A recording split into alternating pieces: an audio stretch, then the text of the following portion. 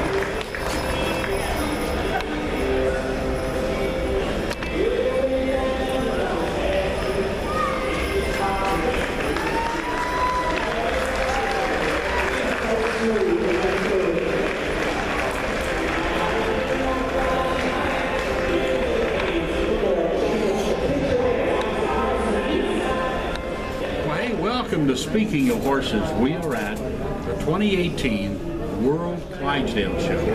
It's October of 2018. We're in Madison, Wisconsin, and we're having a great time. We're showing you clips of different things. This is day 3 of the World Clydesdale Show. This is on Saturday, October 27th, I do believe. Yes, it is. And Char Wade is my guest. Now, what we want to talk about, and while we're talking, we're going to let you take a look at some of the things that Char does. But Thank you. you do some really unique furniture, all horse related.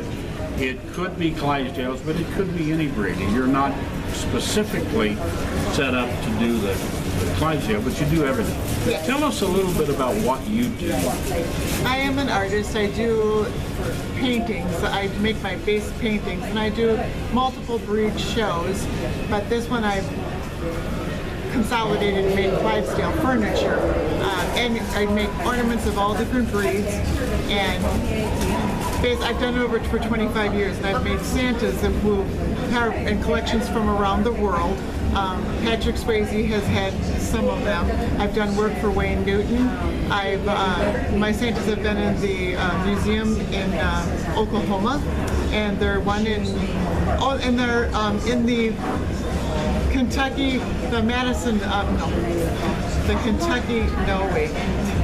Talking horse park? No, they're in the mansion in Kentucky. There are 4 of them that were in the mansion there. They were purchased from the governor. Oh, and the governor's mansion in Frankfurt? Yes. Okay. Yes, right. And they went. Yes, they were in there. So they've been in collections from around the world now. Well, what is your inspiration when you do, like, we've seen some of the stuff here and we're still showing it, but you know, you've got some beautiful horse portraits or inlays into old furniture, and you take pieces of leather from saddles and put this together. What's your inspiration to doing this? I like to repurpose, and I think a lot of the furniture, if you just saw it sitting there, nobody would say, oh, that's an old piece of furniture. I look at it and say, oh, it's really built very well. It's made of tongue and groove, or it's got the peg built into it. It's not like cardboard furniture. And then I'll say, oh, I think a horse picture will look well that way. And then I make them very Western, and I put all the stud work around that. And then, like the harness parts, even though there's a picture that I have that's hung up, the bridle is hung up upside down. But when I put it the correct way, the throat latch part of it wasn't hanging correct. And I even left the knot into it, so that's how it was used, and that's what, it was too big on that particular animal, so I left the knot in there. So yeah, and a bed frame I have, it's part of a pony saddle that I've taken apart, the fenders where the stirrups were, and then where behind the pommel, where the saddle part goes, I left a maker's mark on it, and I put that on the back of the bed frame. Wow. You know, some of those little things like that are what really make these pieces very unique. Thank you. And yours are all unique. And now, do people just come to you and commission you to do something? I have done that very much so. There's going to be a gal that's going to give me parts from their harnesses for her 5 children, and I'm going to be doing a painting of it, of their animals, and then I will take the old harness parts, and I'm going to be making a collage for 5 of her children for Christmas this year. I've done it for other families with Santas, that I made it for their families who have like a piece of jewelry that, and I'll use it like a belt buckle, or if they have furs from Aunt Sally, I'll take the fur and Some put that. special piece Absolutely. from the family heirloom, so to Yes, speak. yes. Right. So now, where are you located? I'm in Union Grove, Wisconsin, which is just below Racine.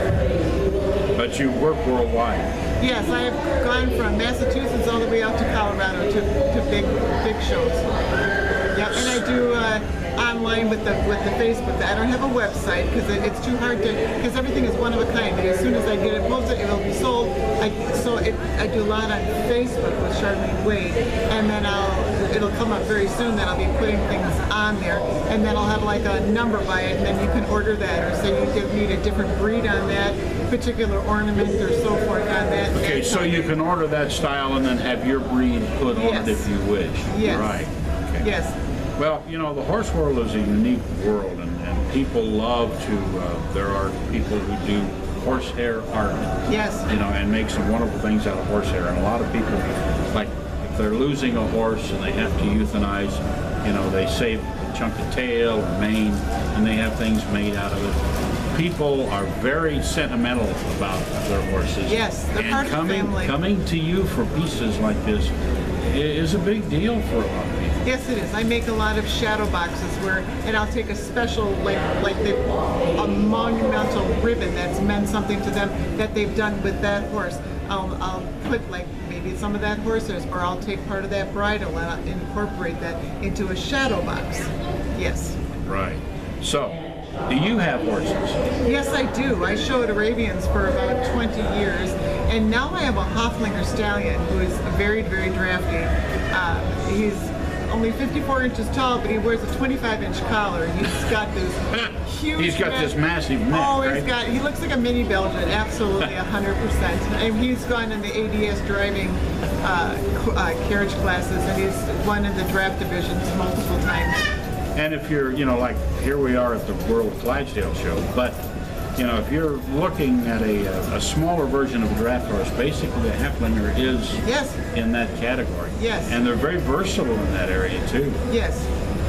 And they give you a lot of things you can design around, because the Haflinger, for those of you that don't know, is a horse from Austria. Yes, they are. And so you can now start to incorporate the Alps, village of Tyrolia, where they're from, village of Haflinger.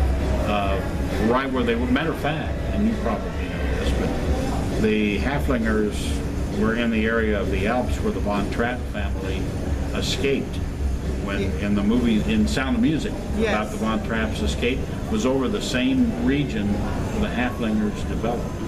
The Temple Smith farm with the Libizons are about 20 miles from me, and Mrs. Temple Smith, she's the first one who brought the Hoflingers over to the. So yes, I've taken the tour down there, and I've seen the carriages that were down there that she used in that Elfin Kong. We have all the pictures from back in there. That Temple Farms there, which is just south of the Wisconsin border. Wadsworth, yeah. It Wadsworth and north of Chicago is quite a story, and of course they brought over the Lipizans because Mr. Smith was acquainted with them through World War II, actually. And then in 1954-5, they started bringing the Haflingers over, who also were horses that American servicemen got to know during the war, and then decided to start bringing them over. Yes, absolutely. You know, and the same thing's true of the Pasafinos coming in from the Americas. It wasn't until after World War II when U.S. servicemen who were in Puerto Rico and down in that area saw the Pasafinos that they brought. Oh, now that part I didn't know. That's another breed that came into this country. They've been around down there 400 or 500 years, but they just hadn't been in the U.S. But all of this gives you the history of where these horse breeds came from to play off of when you design these things. Yes, and I actually have a few sleighs that are European that have been imported from there, and I think they're from Norwegian in that area. There's hand-carved sleighs that are swan sleighs that were to be pushed. They never were meant to be pulled by a horse or a pony. They're actually like the stroller of the day. Wow. Yep, I have two of those in the booth. That's neat. And of course, if you could play off of the history, you know, the Norwegian fjord was really brought back to prominence by Disney's movie Frozen. Yes. Because that was a fjord. Yes. My granddaughter in Indianapolis, who's 13, just is in love yet with Frozen. Of course. And that horse and you know, and that's a Norwegian fjord. My granddaughters too love that movie. They were, I think they might be it again for Halloween. This will be the third year. So, Char, how do people contact you? Charlene Wade on Facebook, and I'm from Union Grove, and it's become a member and be a friend of me on Facebook. Now, do you just do under your name, or do you have a company name? I have a Char's Klosnick is my name of my business, but it's Char's and Char's Klosnicks. But that's, you can look underneath both of them, but Facebook seems to be kind of silly, so it's Charlene Wade. That's fine. Yeah, they can find you that way. That's how they can find me. And we appreciate you taking a minute to talk to us, because what you've got that we're looking at here at the World Clydesdale Show is some really unique and wonderful stuff. So, Well, thank you very much. It was nice talking thank to you. you. You stay with us here on Speaking of Horses, because we're going all around the World Clydesdale Show 2018 here in Madison, Wisconsin. Love to visit with you. Well, there it is, a look around day 3 at the World Clydesdale Show. Check back for day 4.